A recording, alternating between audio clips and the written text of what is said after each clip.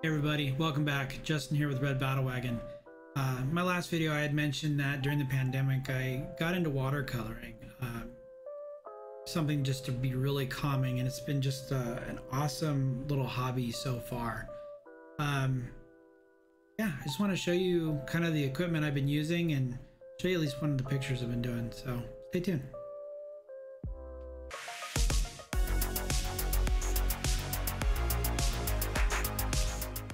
Alright guys, so like I said, I picked up painting in general during the pandemic.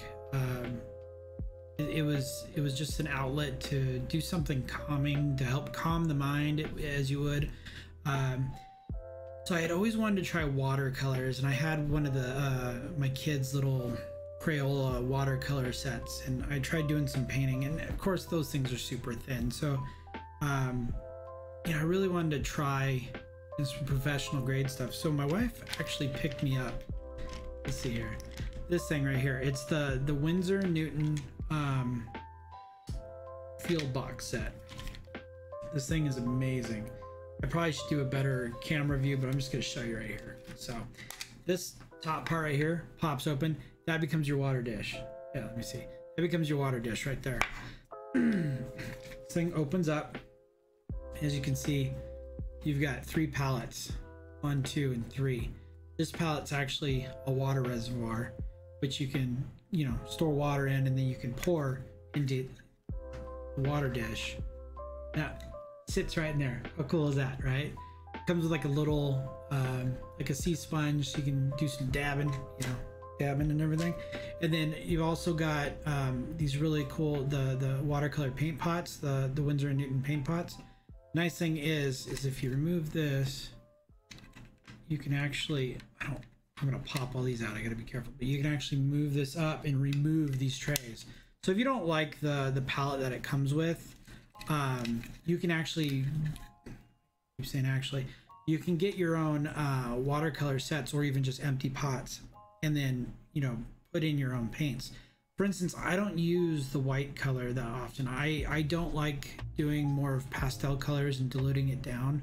So I really don't use white all that often. I do like using the browns and the blues, and so I might do like another blue so I can get some different like grays, or even like something to get more of like a purple color. That might be cool. This kit also comes with a really cool simple little travel brush. Let's see. There we go. See it right there. Little brush. It works great. The only problem is if you're doing nice little landscape pictures, I notice it can be a little difficult to do, like if you're washing like the sky and you're doing like a sky scene or whatever, the backgrounds and stuff like that. It can be a little difficult just because it doesn't have that much coverage. This thing is awesome, and then it just folds right back up. Boom, fold it up. And you'll see a lot of people I've seen on TikTok where guys have gotten these old leather filled medical bags, and there's actually a company that sells reproduced old World War II style filled medical bags that fit these. This thing also has a little ring on it, so like if you're holding it, the tray, as an actual palette, and you're standing there painting, you've got a nice little ring hook on it. One nice thing too is, like I said, the coverage on that one isn't all that great. So I also bought, and I'll link all these below. I got some Amazon links that where we bought them from ourselves. We bought all these on Amazon. Probably should be supporting local stores, but hey, it was a pandemic and everything got shipped from them. This thing comes with 3 different size brushes. This is the big one right here. That's good for, it's a size 12 for this one. And as you can see, it's got a really good head for doing, some of the, like you're doing the skies and stuff like that. It just gets a lot more water on the paper, which is really nice. So yeah, I got that extra kit. So it just gives some diversity to the brush sizes. and it just fits in this nice little leather case, which is nice. So that can just fit real slim in a bag. And then, because I already have a lot of journal, all my bags hold journals really well. So my wife actually got me this. It's about the size. Let's see here. This is my Olive and Archer journal, right? Look at that. Same size basically. So it takes up the same room in your Olive and Archer. This has, I think, it's the 160 pound weight. I think that's what it is. 160. I don't know if it says. I threw away the packaging that it came with, but yeah, it's really nice. I do line and wash typically, so that was my first tester, right? So that was like a little shipwreck type thing. I'm also working on like a little island, or like the coastline scene. I haven't painted it yet. I kind of want to paint these as a story. Like I almost think of like a D&D quest where instead of starting in the tavern, you know, you start as you like wash up on shore in your little boat, and you kind of, you as the viewer of the paintings kind of find your way through an adventure. So I think that would be kind of cool to do. This is nice because like instead of having like a brick of watercolor paper, this you can use the little retention strap to hold down the paper if you need to as you're painting. The paper holds the watercolor really well. Like I said, that was my first test at ever doing watercolor, and then especially a line and wash, because I've always liked doing the pen and ink look. I'm not very good at drawing, but like I said, as a first attempt, I think it turned out all right. This thing is really nice. It's like a little, you know, like I said, fake leather. It's a linden art. That's the yeah, no, it's not gonna read it. So a linden art thing. What I use for doing my drawings, I have the graphite pencils that I use. These are the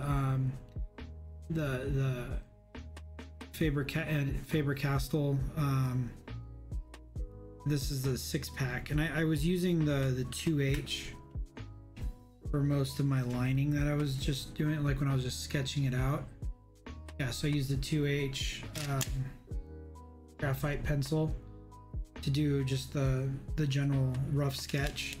And then what I did is then I went through and I lined it, and I bought on Amazon, like I said, I bought this pack of technical pens. They're waterproof, and I used for most of it I used the 0.00, yeah, you're not gonna be able to see it, kind of 0.005 or 0.05 for a lot of the lining and everything, and it turned out really well. These are the Statler.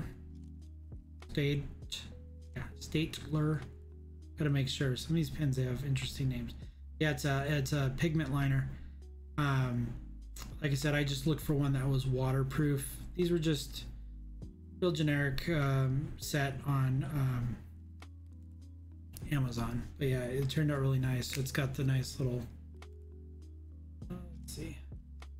There we go. Really fine tip on there. You can get some really good detail. Yeah, I just lined that, and then I went over it and started doing the watercoloring, so hence a line and wash. I might do some videos showing just maybe me painting the one that I need to actually paint still.